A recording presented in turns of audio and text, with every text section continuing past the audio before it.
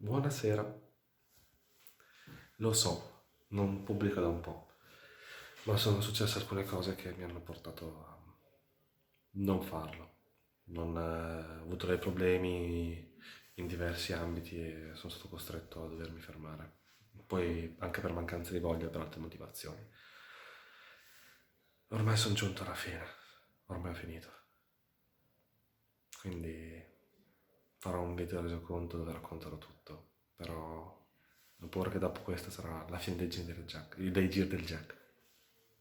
Non ho molto da raccontarvi, purtroppo. La mia vita, quando inizierò a Reggio Emilia, sarà una vita normale, di un lavoratore normale e non di un cretino che gira per Vicenza. E mi mancherà tutto questo, mi mancheranno le persone che ho conosciuto, mi mancherà tutto.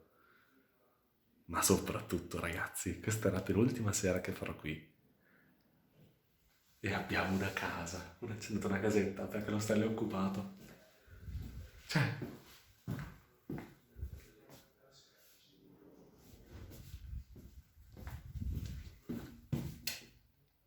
abbiamo un bagno vero, ma soprattutto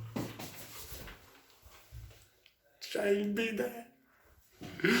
Ci hanno dato 2 stanze, siamo in 5.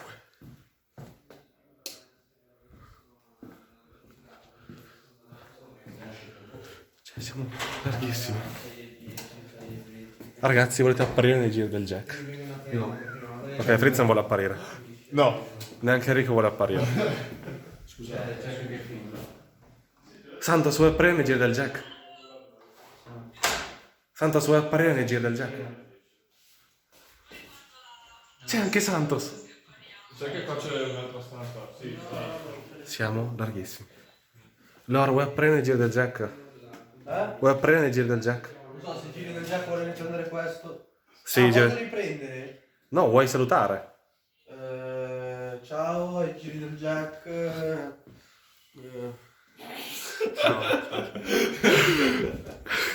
Ragazzi, non ci posso credere, sono felice. Sono giunto alla fine. Finalmente. Sono stanco di tante cose. Di tutto ciò che è successo e non ho potuto impedire. E della disorganizzazione di alcune cose. Per il resto, ho paura che questo non sarà l'ultimo video, ma sarà uno degli ultimi. Se non è l'ultimo, è il penultimo. L'ultimo sarà il resoconto, poi il canale. Non so cosa ci farò. Non ne ho la minima idea. Chi vivrà vedrà, come mi hanno detto molti in questi giorni. Detto questo, dalla casetta, buonanotte.